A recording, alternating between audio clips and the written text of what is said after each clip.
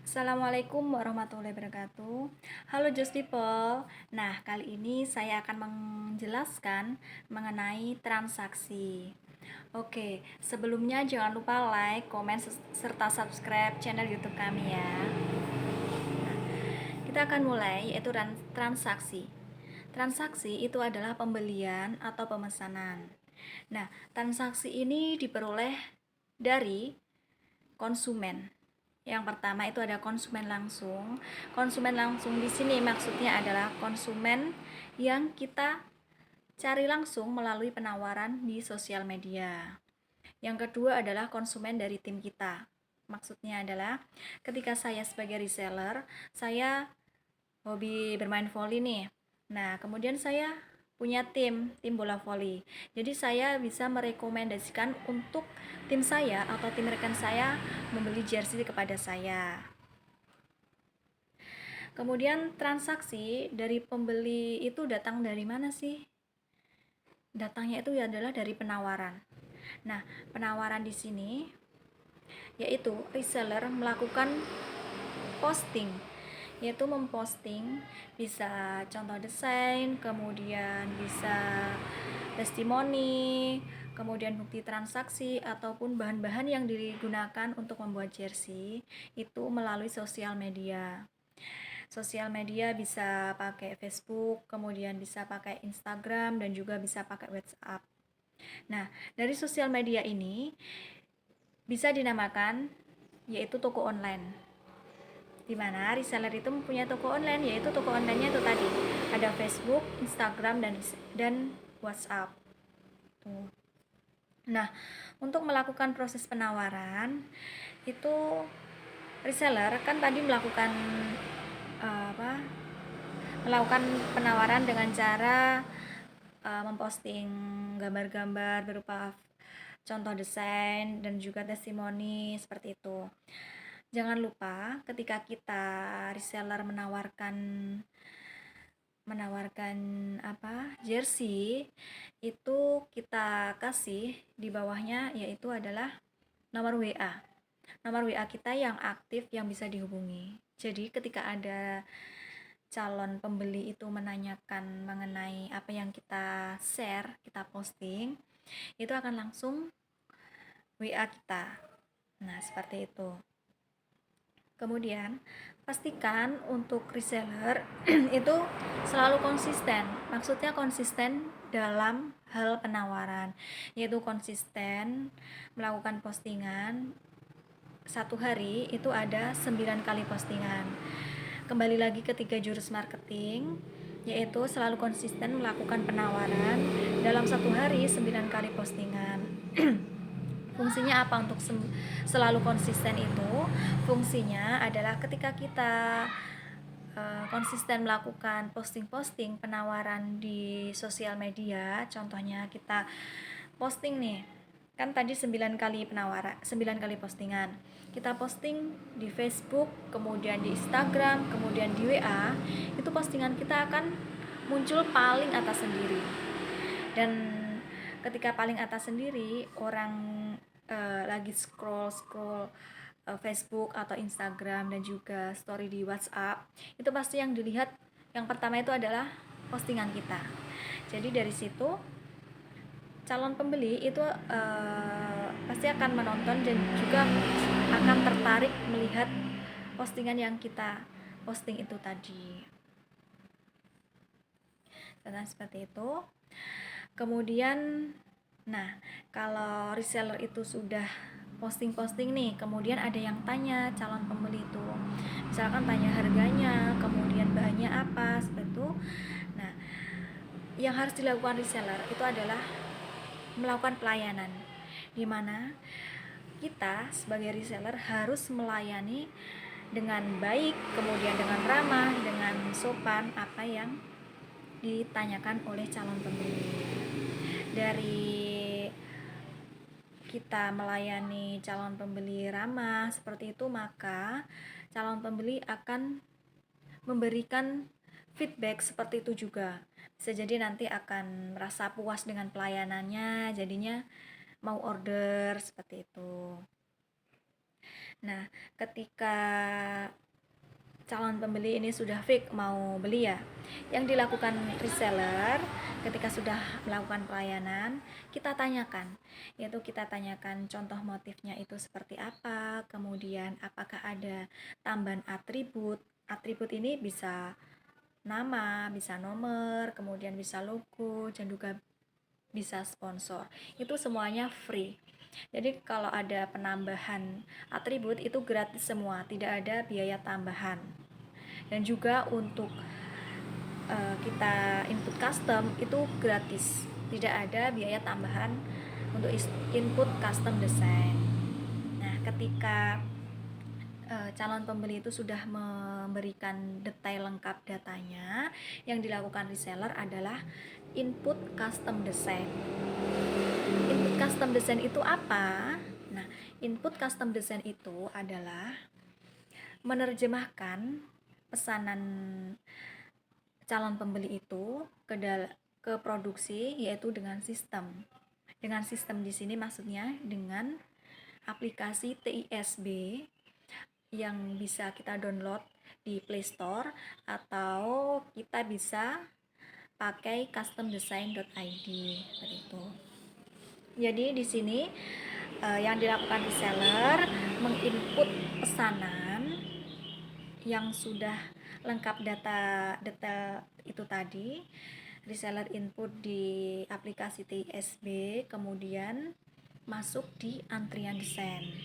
Nah, kita sebagai reseller harus kasih tahu juga ke calon pembeli untuk desain itu hasil jadinya estimasi 1-2 hari itu sudah jadi. Jadi ketika calon pembeli itu di hari itu akan menunggu hasil jadinya. Ketika desainnya itu sudah jadi, maka reseller harus memberikan desain yang sudah jadi itu kepada calon pembeli itu untuk dicek apakah desainnya itu sudah cocok atau belum. Ketika desainnya sudah cocok, maka reseller wajib memvalidasi desain. Artinya yaitu memvalidasi itu artinya adalah bahwasanya tanda ketika desain itu sudah fix benar dan bisa dilanjut ke proses produksi. Kemudian itu tadi kalau sudah oke, desainnya bisa divalidasi. Ketika calon pembeli ingin merubah atribut seperti logo atau nama, contohnya seperti itu bisa, itu dengan cara desainnya itu direvisi. Jadi reseller tugasnya merevisi desain melalui aplikasi TISB tersebut. Oke, kalau sudah desain sudah jadi, misalkan ini sudah fix ya desain sudah jadi, kemudian yang dilakukan reseller tadi udah memberikan hasil jadi desainnya ke calon pembeli. Ada lagi yang dilakukan reseller, yaitu membuatkan nota input transaksi. Input transaksi itu membuat nota. Nah, sebelumnya kita sebagai reseller harus menanyakan juga untuk detail alamatnya itu dikirim di mana, kemudian ukurannya apa. Kalau pakai nama atau nomor itu juga dikasih penjelasan, dimintakan namanya siapa, nomornya berapa. Tuh. Ketika sudah, terus ada lagi dikasih informasi juga pembayarannya pakai DP atau DPL. Nah, di sini pembayaran untuk di Regard Spot itu ada 2 pembayaran. Yang pertama itu ada DP, yaitu pembayaran uang muka atau 50% dari total harganya. Yang kedua itu pembayaran DPL atau pembayaran langsung lunas. Itu. Kalau sudah itu tadi kayak alamat, kemudian ukuran itu sudah dimintakan, maka tugas reseller adalah membuat nota. Membuat notanya itu juga lewat aplikasi TISB. Udah dibuat notanya, kemudian notanya itu nanti dalam bentuk PDF. Nah, dalam bentuk PDF itu dikasihkan ke pembeli. Nah, dikasihkan ke pembeli ini tadi. Kemudian di nota itu ada kode pesanan. Kode pesanan itu berupa nomor. Nomor pesanan bisa dicek. Kalau reseller itu bisa cek melalui akunnya sendiri, yaitu lewat regarsport.net. Kalau reseller itu juga bisa, yaitu lewat regarsport.net juga, tetapi tidak login. Kalau reseller itu nanti login lewat regarsport.net, kemudian login dulu, kemudian dicek nomor pesanan ini tadi udah sampai mana proses produksinya, seperti itu. Jadi itu bisa dicek, baik reseller ataupun pembelinya bisa mengecek. Nah, ketika sudah dikasihkan notanya, itu pembeli melakukan transfer DP atau DPL. Nah, untuk transfer itu wajib transfer ke rekening perusahaan, yaitu atas nama CV Regarsport. Semuanya atas nama sama itu. Jadi itu ada beberapa bank, pembeli itu bisa mentransfer ke salah satu bank tersebut. Ketika pembeli itu sudah transfer, nah ini udah transfer, ada bukti transfernya. Nah, reseller itu minta bukti transfer ke pembeli itu. Ketika pembeli sudah mengirimkan bukti transfernya, yaitu ditransfer ke rekening perusahaan CV Regarsport, maka tugas reseller lagi menginput atau memasukkan bukti transfer itu tadi ke aplikasi TISB. Jadi reseller itu tugasnya input bukti transfer. Kalau sudah diinput, itu nanti akan dicek dari bagian keuangan. Di bagian keuangan itu dicek apakah sudah masuk atau belum jumlah transfer dengan nominal ini. Ketika jumlah transfernya itu sudah masuk, maka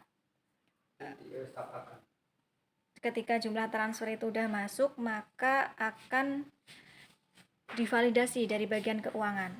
Nah, dari bagian keuangan itu divalidasi, itu nanti berarti sudah masuk produksi kalau sudah divalidasi.